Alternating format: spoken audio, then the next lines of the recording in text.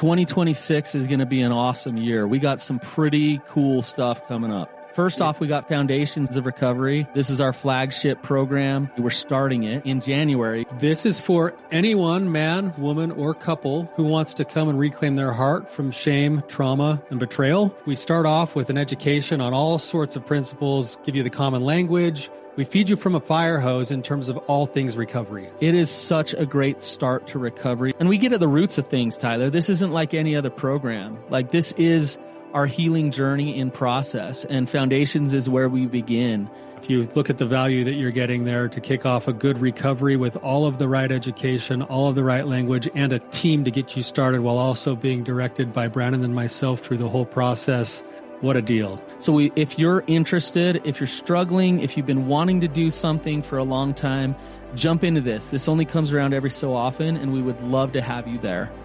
Click the link in the description to sign up for it. And to make it even sweeter, we're also including a raffle for a free pass to the Radiant Dawn retreat. Anyone who signs up for Foundations will be added to the raffle for that free Radiant Dawn pass. If you're a man and you sign up for Foundations, your name still gets entered, and you can give that pass away if you win it to any woman that you want to.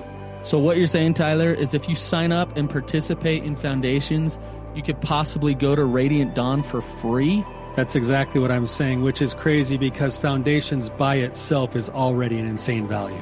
Man, I sound so salesy. But it actually is awesome. So come to Foundations. And even if you don't come to Foundations, sign up for Radiant Dawn. It's beyond therapy, the best healing experiences that you can have. Click the link below and come join us. What is the relationship between past trauma and current betrayal trauma? What's up, you guys? Welcome to the Therapy Brothers podcast. I'm Brandon. I'm Tyler. We're brothers. We're therapists. We're not afraid of your questions. So bring it.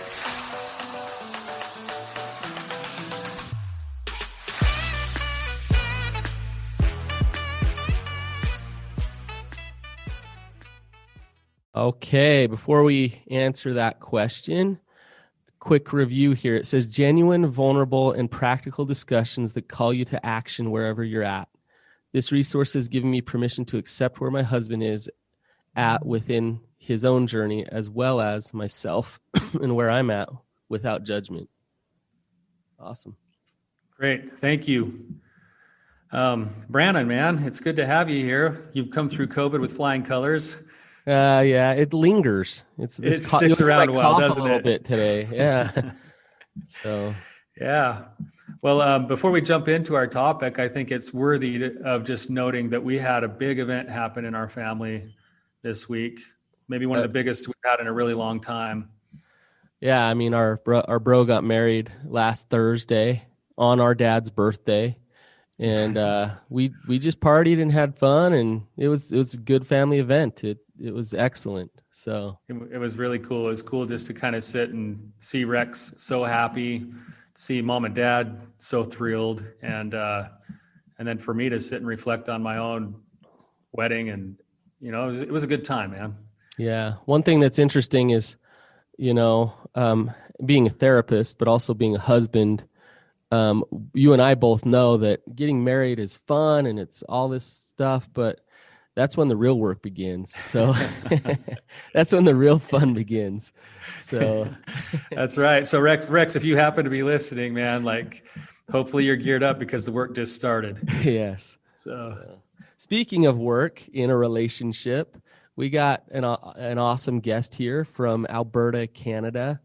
And Kathleen, I'll let Kayleen, dang it, I got your name wrong. Kayleen, I'll let you introduce yourself a little bit more and just tell us who you are and why you're here, and then just jump right in and ask us any questions. Okay, so my name is Kayleen Evanson from Alberta, Canada. I am married. I have 5 kids. Throughout my life, I have witnessed mental illness or mental problems in my family, and struggled a little bit myself, depression, anxiety, and those sorts of things, but never diagnosed, we're not very therapy savvy. Mm-hmm. not even very medical savvy as far as those issues go. So we were a strong family and a cohesive family as far as pulling through together. Was it a big family?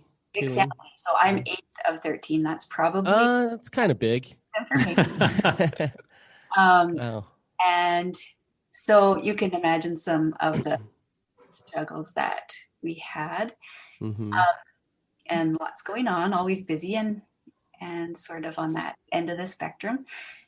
So, so I got married in 2011, and we started having children. So one of the things that some of my siblings have dealt with is postpartum Mm-hmm. depression, and my sister with postpartum psychoses. And so there was that. And I was there kind of watching her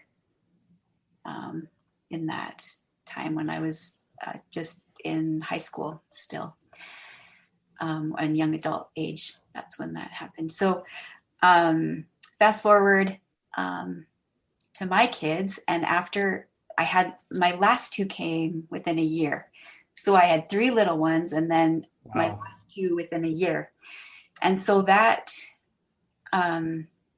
sort of just was the culmination of everything, I guess. Mm-hmm. was the births, and then just trying to keep up with everything, I guess you could say. So and then the having pornography issues in my marriage, and I knew about it before we got married, but that's about it. I knew that I wanted to work it out, whatever it was. So that was my take. Like we can do this. We work out everything, right? We work out everything together. And so that's kind of how I was operating. And I feel like now that there was a kind of a cumulative effect of trauma in my marriage as well, that was building and building, and I wasn't really paying attention to it or recognizing it like I should. So one of the things that I'm dealing with now is like, I wish I would have, if only I could have like stood up earlier. Mm-hmm. Only I would have paid attention here or here. Anyway, so that's one of the things I understand goes along. But I didn't know anything about betrayal trauma. When I would go and try to like approach that topic with my husband, or just research on my own, then I would get overwhelmed really fast. And so I think I sort of was suppressing a lot of my feelings and and just thinking I just need to be kind, and this doesn't bring up good, I'm one of those avoidant, sort of not wanting conflict. That's how I've been. So, and scared of it and all of that stuff. So, and then everything just kind of culminated, and I wasn't aware of myself at the time. I wasn't thinking like postpartum depression. I wasn't really aware of those sorts of things. Everything was just all about the pornography. So it felt like this obsessive sort of thing that it came to. And so I was trying to like, what is real? What is not? What should I be worrying about? What should I not like? And I was doubting myself everywhere. And I was second guessing every thought and feeling, and wondering, what do I do? And how do I approach? And I know there's something there. I know there's something to postpartum here, but I also feel like there's this other issue that I need to address.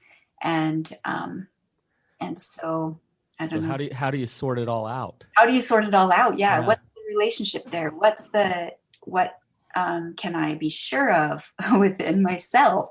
And how do I find that? It's a great question. Yeah. Tyler, do you have thoughts? Yeah, I was just thinking as you're talking, number one, just grateful that you're willing to come on and share yourself this way. I think this is actually a pretty common thing that Brandon and I both see in our work. And most of the time, what we end up having is people come into our office because of the betrayal trauma first. And then as they start to try to heal from the betrayal trauma and plant their feet again and get kind of regrounded, what they often realize is that there's other things in play that were there already before the betrayal trauma, but they weren't really as strong, or they didn't notice those things as much until after they've done the work to start seeing that there is this sort of like cumulative effect.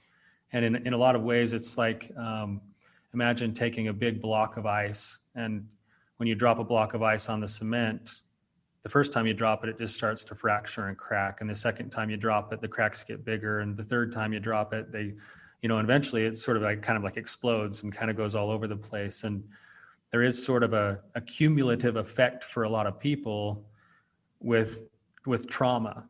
So that we in a sense, if we have so much trauma that we're overloaded, it makes all of the other traumas that we otherwise could normally cope with feel bigger and feel harder and make it more difficult. In the addiction world, they refer to that as something called a co-occurring disorder. And what a co-occurring disorder is saying that maybe I have a substance addiction, but I also have a co-occurring disorder of ADHD or depression or anxiety. And a lot of times we only focus on the one, when in reality, we kind of need to address all of it because all of it is connected with each other. Does that make sense? Yeah, it's like treating a person instead of just the symptoms, the whole person. There's all of these facets of us. I have a question for you. With the betrayal, with the pornography use and the betrayals, when you're going through the postpartum or the depression, did it feel like the problem was the betrayal? Is that where your focus would go?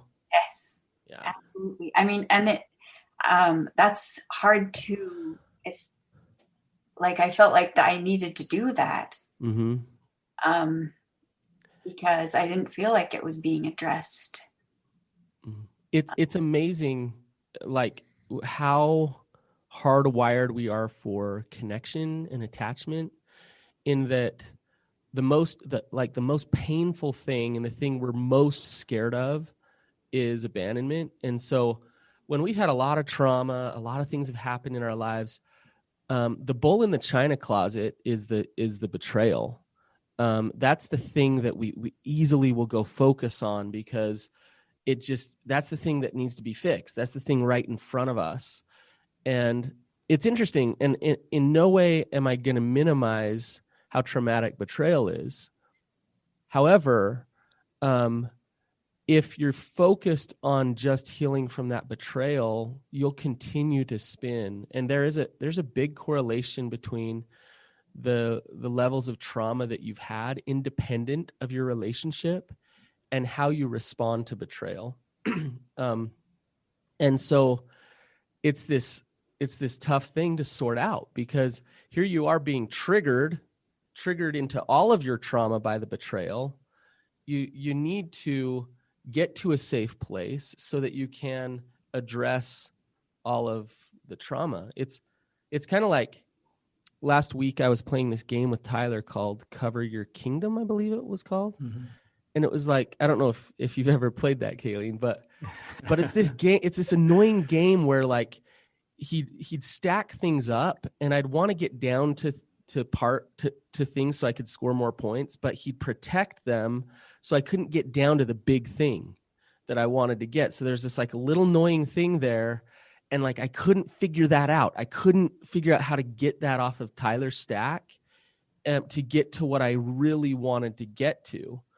And it's kind of like that. It's like you have a husband who's betraying you. It's like, we're focused there. Like that, I can't move forward. Like that is prevalent right now in my life, in front of me.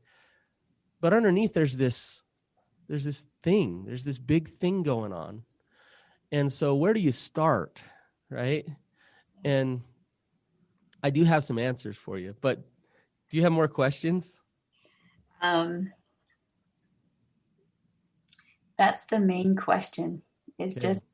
just how to think about it healthily, how to approach it healthily. Right now, like for us, like I feel like, I know for my part, I haven't approached things healthily. I've been researching, and as I've been researching, it's been really validating to me about betrayal trauma and everything. But also, I've I've been seeing like, oh my goodness, I'm contributing here to this trauma continuing. So how do I stop this pattern of like, for instance, we've become very distanced in our relationship, like completely distanced.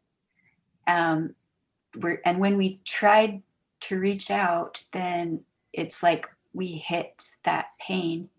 Mm-hmm.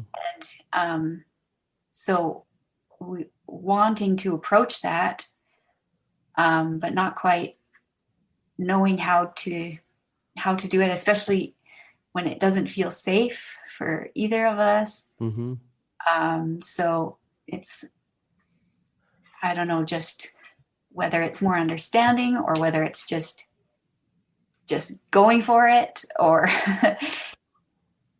I don't know. Do you want to go first, Tyler? Yeah, I got a couple of thoughts for you here. This can be so overwhelming, and the one thing I would just add is that betrayal trauma isn't like the little stack of cards on my deck. It's a big stack too. So it's like you get a big stack over the top of another big stack. And so the thing that tends to happen, and it sounds like this has been the case for you, Kayleen, a little bit, is that because it's such a big thing, it's also an easy thing because the brain and the body are already keyed into it. They go, okay, there's this person in front of me who's betrayed me, and I'm trying to figure out how to manage a relationship with them. That's scary every day. And it feels unstable and it feels hard. And so there's a reason why that takes, the precedence, even though I have this other big stack of other things underneath it. And what most people do is they get so caught up in the first one and it knocks them off their feet that they never really get a chance to get into the next one. And so what we want to do with like what I do with my betrayed partners who come into my office is the first thing I think about is triage.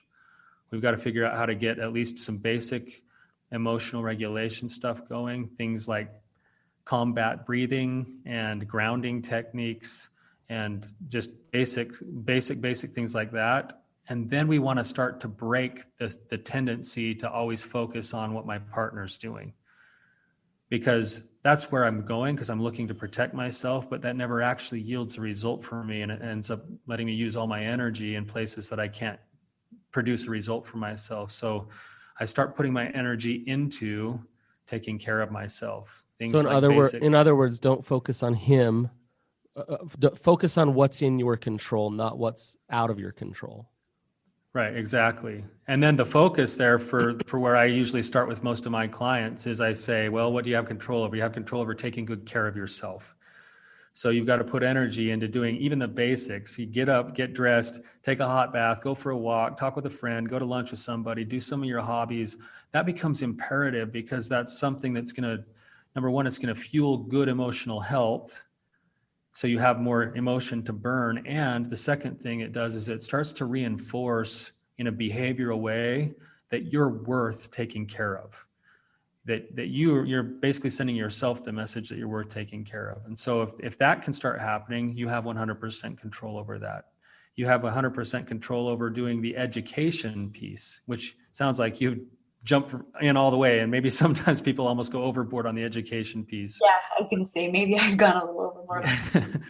But that can be something you do have control over. And that's why things like this podcast or like the Betrayed the Addicted Expert podcast are such a great resource, because you can educate yourself. And even though it's painful sometimes, that education brings power because it brings your ability to understand and have choice.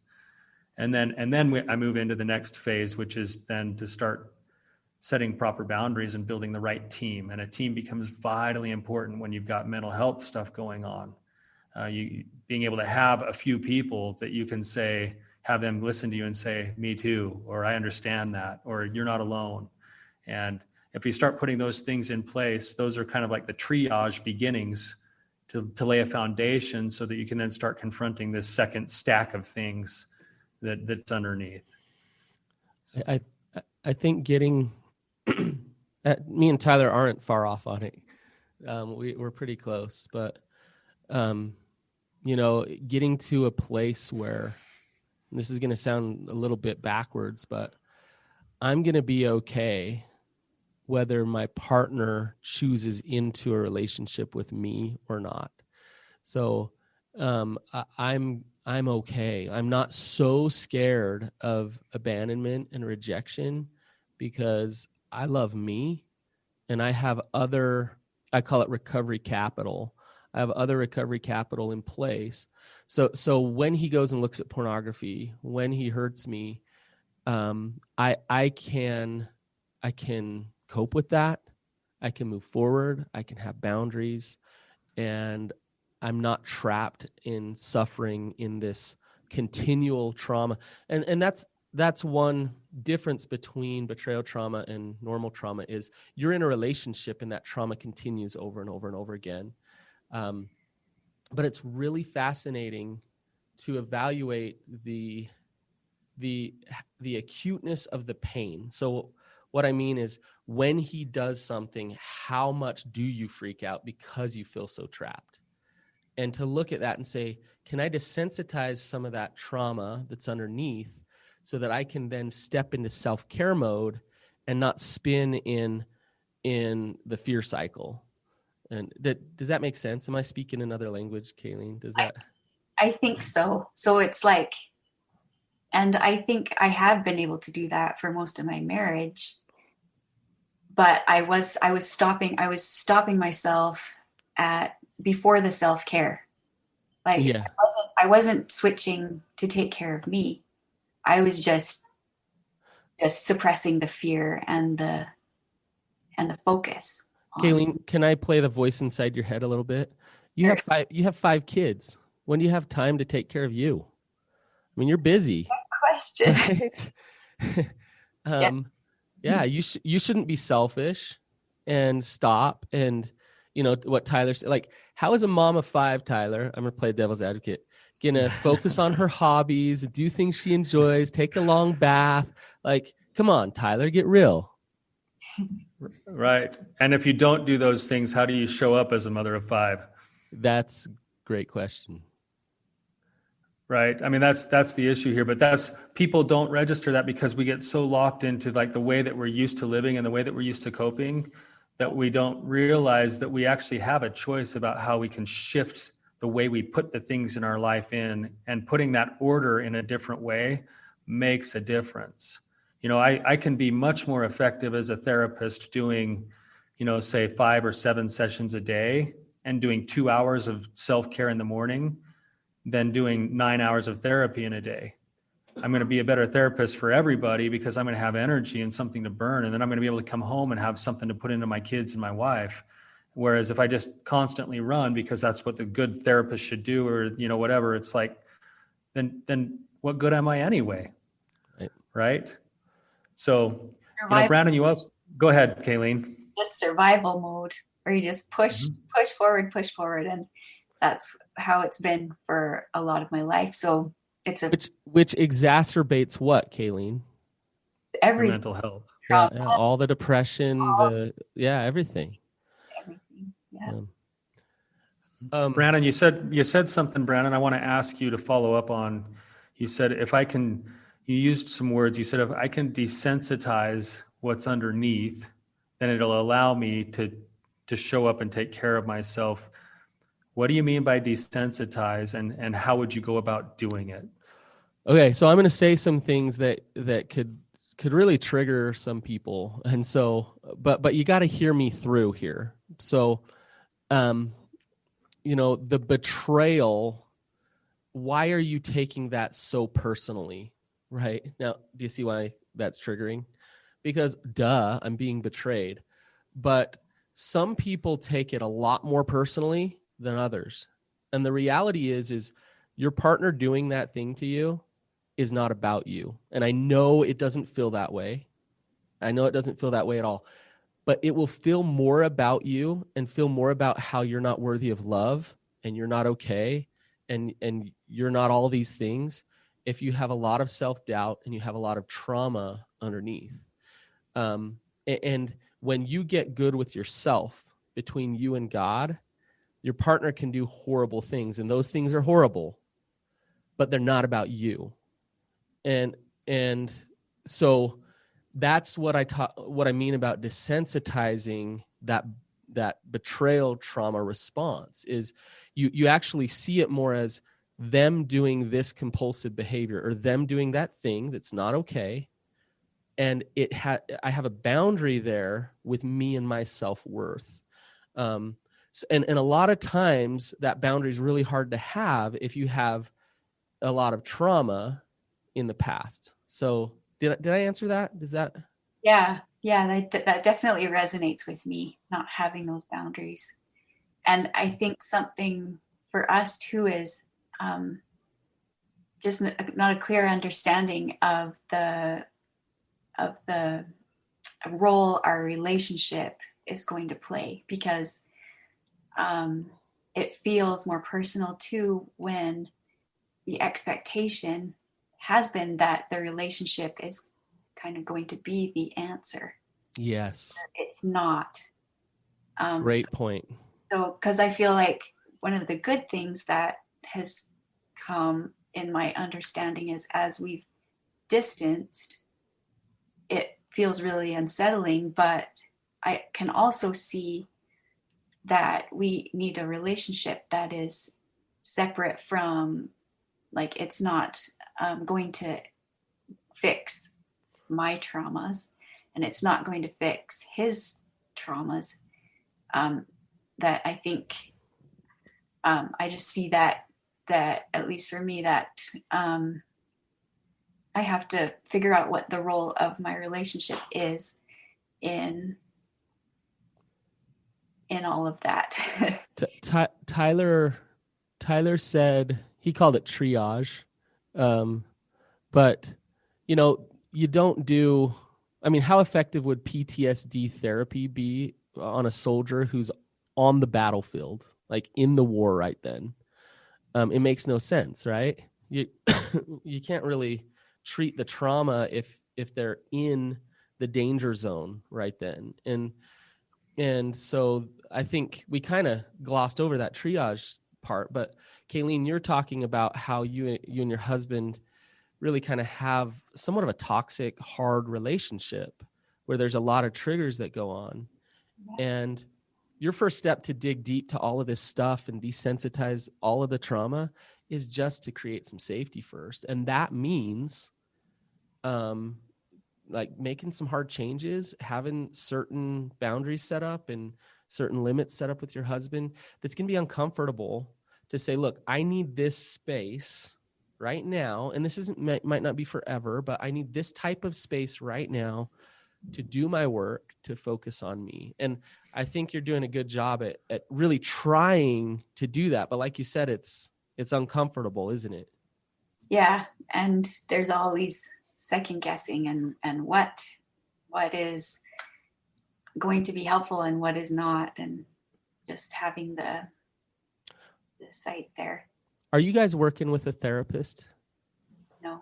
This is where a good therapist can really help. A good therapist. Right. We did, like, I saw a counselor for a little bit, and that helped me recognize more some of the deeper traumas, the past traumas, and how they were contributing. And we tried to have counseling together with that therapist. So I don't know that was a great idea. Yeah. It didn't work out well. But I feel like there was no understanding around betrayal trauma there. And so I was also at that time, like, that was adding to my current trauma as well. So having never really been to counseling before, I had to take a step back and say, okay, this didn't work out, but listening to a lot of you guys and other encouraging people, like, it's not an easy road. It's gonna take time, and maybe you'll experiences with a lot of different therapists. So, I mean, Tyler, I think I know the answer to this, but if they came into you as a couple, I mean, would you start with EFT? Or would you start with intimacy stuff? Would you start with deep connection stuff? Absolutely not. No, absolutely not. And what Brandon means by EFT is emotion-focused couples therapy, which is something that I think both of us really think is really important. But here's the problem, and this is, again, where I think we go wrong. And I was going to ask you this question, Kayleen, is how much of your time when you're thinking about which part is mine is still focused on being driven by guilt about how you should be as a wife, or whether or not you should be forgiving, or whether or not all of that stuff. And lots. that energy is at the beginning, that energy in some ways is kind of going into a place that's not going to be that helpful. Like, that's why there's an order to it. There needs to be, as Brandon said, some safety. There needs to be some time for some work to happen where trust can be established, because trust is going to be reestablished in the actual work. And I love what you said, Kayleen. It actually made me think of something like, there's an old movie I used to watch called Mystery Men. It's just a spoof on superheroes. And one of the superheroes was called the Sphinx, and his magic power was like these really like potent thoughts, even though they weren't that potent. And he'd say things, that just basically repeated themselves. And as you were talking, you said, the relationship can't be the answer. And I thought of the Sphinx, and he would turn that around and say, but the answer, but the key is to answer to your relationships. So in essence, if each person was actually doing their own work to do their own healing, to do their own recovery, and the focus was on that, part of that recovery would then mean I would answer to my relationship, because that's who I want to be as a spouse, not who I'm supposed to be because I'm being guilt tripped or being pressured, or because the world or my partner is telling me that I'm unforgiving. Brandon, in answer to your question, the answer is no. I'd say there's part of the recovery is the fact that there is a relationship here, but I always tell people to put the relationship in the peripheral vision and put my own healing on the front burner. Yeah, I would work hard as a therapist to help you guys detach some first before we started working on reattachment. And so all of the unhealthy, triggering, unsafe things going on, we'd notice those, we'd have boundaries around those. Then, like Tyler's been talking about, it would be a very focused effort on your individual recovery. Once that safety is established, your individual recovery, and we would push you hard, we would do hard work. At the end of it, the hope would be you'd have a really solid support system. You'd have some good coping skills for emotions. You'd have a full self-care system set up where you have things that you love to do. You'd have good balance in your life. And maybe the most important thing, you'd have a new sense of self and an understanding of what your identity is. Not as just a wife who has to please your husband, but really empowering who you are and understanding that. And so with all of those things going on, excuse me, the COVID's getting me. With all of those things going on, now you come back into the relationship work. And let's say your husband during that time, as you're developing all that stuff, has done nothing. And now is angry because, yeah, you're so healthy and look at you and you've arrived. Okay. So now the relationship is actually going to be difficult. From your side of things, you'll be able to navigate it and tolerate it really well with surrender and faith, and because you have all this good stuff going on. But there's going to be another side of you that's going to be very empowered and very honest. And that will probably push you guys further apart. And we see this all the time, right, Tyler? Yep. Now, Kayleen, let's say you go off and you do all of your own work and you really build all that stuff up, and he does too. Now, when you interact, it's going to be very different than what you're getting right now. And that relationship the EFT will work so well. It'll be fun. It'll be challenging and work, but it'll work so well. And that's how relationships work. It's not about forcing the relationship to work because it has to, because that's where the pain point is. It's about letting go of the relationship that you have, focusing on your own work, and then coming to the table much different. So. And that's beautifully said, Brandon. And Kayleen, if you think about what Brandon just said, if you put all your effort into the process that he just described, even if your marriage doesn't succeed, you've lost nothing. You've only gained. Whereas if you focus so much on the relationship and then it doesn't succeed, then you're left kind of still with all those same old wounds that you had before and all those same problems that are still going to need to be addressed even after the divorce. And so it's kind of like you got nothing to lose here if you follow that process and that pattern. So. Right. That's really, really helpful. Yeah. Question for you, Kayleen. Sorry, I cut you off. So we've been just like getting a bunch of stuff out, right? So after we are done with this call today, like what's just I want to bring it down to the here and now, right? Like what's like the first thing or the first step, and maybe Tyler can help you answer this, that you're going to do today to start to approach things differently and start to address this in a new way? I think that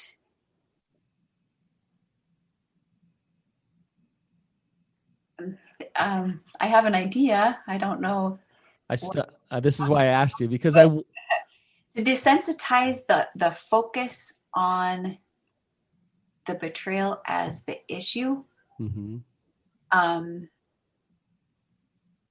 And the reason why, I guess what I'm asking is I need perspective on the balance to carry forward in my life with my 5 kids and the fact that we are still married, that we're together, we're trying to go on this journey, and then the need to put those worries somewhere or put them aside and shift my thoughts to something different. Kayleen, I can hear, and this is why I asked you the question, because I can hear you're kind of like, it's like you understand the bigger principle of what we've been talking about, but then it's the how. It's the, you're saying, how do I balance 5 kids and being married, and like, how do I start to actually implement and put this together? It can be kind of tricky, huh? Where the rubber meets the road. Yeah, where the rubber meets the road, it can be tricky. And can I just say, one of the things that has come to my mind is we just need someone to help us. Like, we need a therapist to tell us what to do. And then at the same time, I'm thinking, well, but it's our work that you're absolutely right. And so ultimately, and it's just hard because where do we find time to go to therapy too? Right. We could, and if we need to sacrifice for that, then we need to. But right. Just having I don't know if it's like inner confidence to just follow those little things.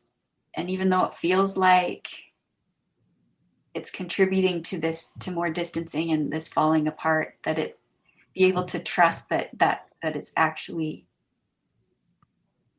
going to lead to the bigger picture that I want to. You're spot on in that it starts, no matter what you do today, it starts with your intention. So like if I have clients that have just done awesome, and this was like 10 years ago when I was a really bad therapist, but they've done awesome because they had the intention to create recovery. And so they went out and they figured out how to do it. But when there's a lot of confusion going on in your gut, in your intuition, and sometimes it's hard to get clear with that intention. And so that's where I would start, is to just like try to envision what recovery looks like for you, and how it looks for you, and what would be different if you started to really work recovery and not work from a place of fear. And just like visualize that, see it, that so you can start to believe that it's a possibility, all this stuff that we've been talking about. So that's long before you do anything. You're just energetically getting that intention going so that you can start down that path.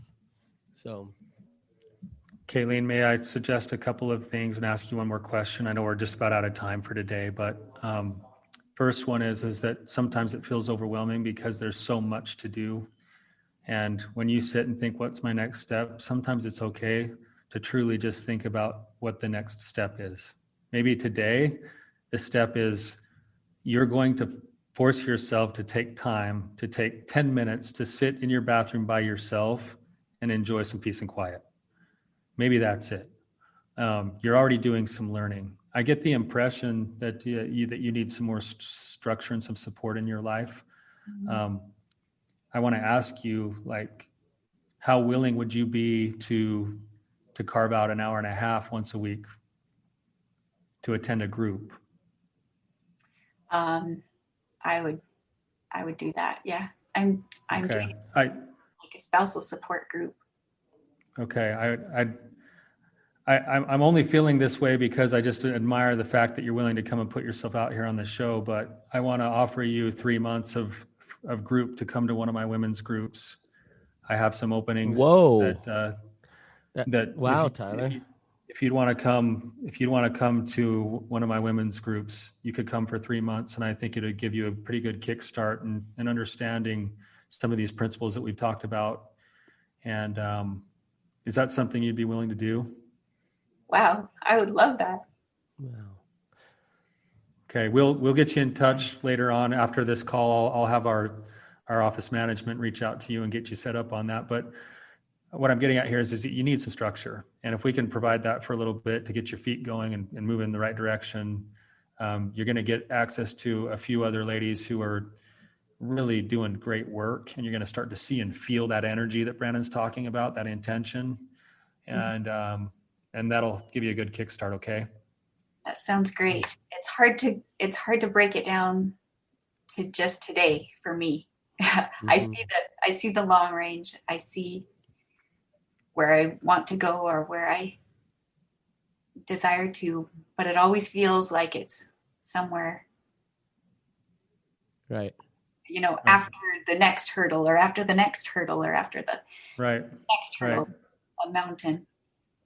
Simple, small actions yield the biggest results. And so if you're having an impression of one thing you can do today, you follow through on it, and then you follow the next impression, and that's how it goes. And eventually you've stacked up a big body of work. And the one thing might be talking to us today, or it might be going for a little walk and enjoying the snow on your face, right? It might be, like Tyler said, something so simple, so small. Maybe you make your favorite recipe for dinner, or reach out to an old friend and open up a little bit more about what's going on in your life. So I'm just giving some examples of little things that can get you started. And so it's accumulation over time of that recovery capital. This, Rome's not built in a day. You eat an elephant one bite at a time. And so just start, you've already started eating the elephant, right? And But now just try to be consistent with adding a little bit more to feeling safe, feeling hope, taking care of yourself and giving yourself some space, and not giving it to your kids all the time or to your husband all the time. So, Kayleen, thank you so much for coming on today and sharing yourself and your story in the ways that you did. Hopefully this is helpful. For those of you guys listening to this, I know that there's a lot of other people in Kayleen's shoes, whether it's you or someone you know. If this can help them, make sure you share it with them. And you guys have a great week. Awesome. See you guys. Thank you.